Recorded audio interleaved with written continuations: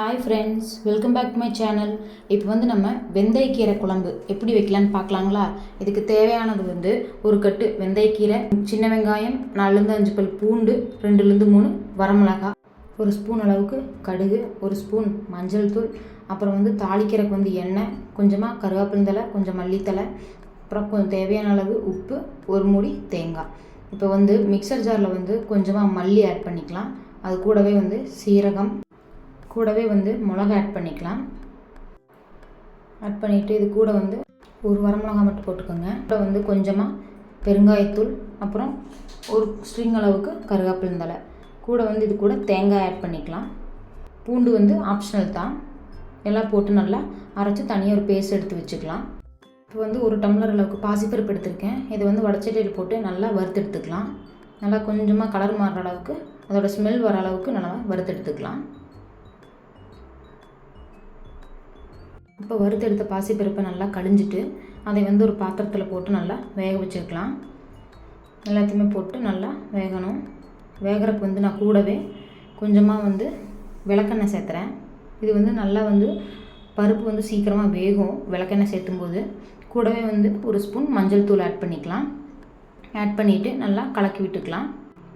ஒரு தட்டம் போட்டு மூடிடலாம். நல்லா வேகட்டும். இப்போ செக் பண்ணிடலாம் பருப்பு வெந்துருச்சான்னு. இது ஓரளவுக்கு இப்போ வெந்துருச்சு. இது கூட எடுத்து வச்சுருக்கிற வெந்தயக்கீரை நம்ம ஃபுல்லாக ஆட் பண்ணிடலாம். நல்லா கழுவி வச்சுருக்கேன். இது எல்லாத்தையுமே நம்ம இது கூட ஆட் பண்ணிடலாம். இது கூடயே ஒரு மீடியம் சைஸ் தக்காளி நல்லா பொடி பொடியாக அரிஞ்சு வச்சுருக்கிறேன். அதையும் இது கூட சேர்த்திக்கலாங்க. சேர்த்திட்டு நல்லா கலக்கி விட்டுடலாம். கீரை, தக்காளி, பருப்பு மூணும் நல்லா ஒன்றோட ஒன்று கலந்துற அளவுக்கு கலக்கிக்கலாம். கலக்கிட்டு இப்போ தட்டம் போட்டு மூடிடலாம். கீரை வேகிறதுக்காக மூடி வச்சுருக்கோம். இப்போ கொஞ்சம் நேரம் கழித்து ஓப்பன் பண்ணி பார்க்கலாம். இப்போது கீரை வெந்துருச்சான்னு பார்க்கலாங்க. எடுத்து நசுக்கி பார்த்தாவே நம்மளுக்கு கீரை வெந்துருச்சா இல்லையான்னு தெரியும். இப்போ நசுக்கி பார்க்கலாம். நல்லாவே வெந்துருச்சுங்க. இப்போது இது கூட அரைச்சி வச்சுருக்கிறேன் அந்த தேங்காய் எல்லாம் போட்டு அரைச்சிருக்கோம் இல்லைங்களா, அதை இது கூட ஆட் பண்ணிக்கலாம். அதையவே அந்த ஜாருக்குள்ளே இருக்கிற இதையை தண்ணி ஊற்றி நான் அலசி உள்ளே ஊற்றிக்கிறேன். எக்ஸ்ட்ரா வேணும்னாலும் நீங்கள் தண்ணி ஊற்றிக்கலாம். ஊற்றிட்டு நல்லா கலக்கி விட்டுக்கலாம். இப்போ இது கூட நான் கொஞ்சமாக உப்பு ஆட் பண்ணிக்கிறேன். உப்பு ஆட் பண்ணிவிட்டு நல்லா கலக்கி விட்டுக்கலாம். கொஞ்சமாக தண்ணியும் நான் ஆட் பண்ணிக்கிறேன்.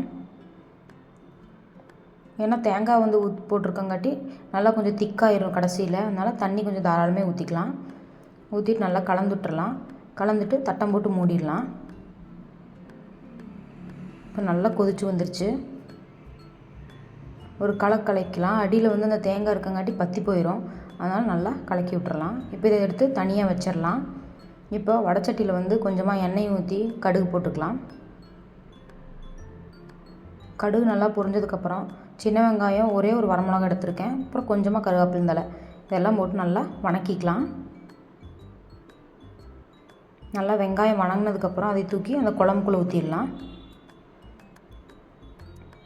ஊற்றி அதையும் நல்லா ஒரு கலக்கிக்கலாம்.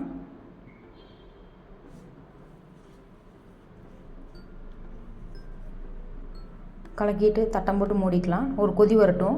கொதி வந்தோடனையும் அடுப்பை ஆஃப் பண்ணிக்கலாம். நல்லா கொதி வந்துருச்சு. லாஸ்ட்டில் கொத்தமல்லி தழை வேணும்னா போட்டுக்கலாம், வேண்டாம்னா விட்டுறலாம். நல்லா கலக்கி விட்டுக்கலாம். அவ்வளோதான், வெந்தயக்கீரை குழம்பு ரெடி ஆயிடுச்சு. இது எப்படி இருக்குன்னு செஞ்சு பார்த்துட்டு கமெண்ட் பண்ணுங்கள்.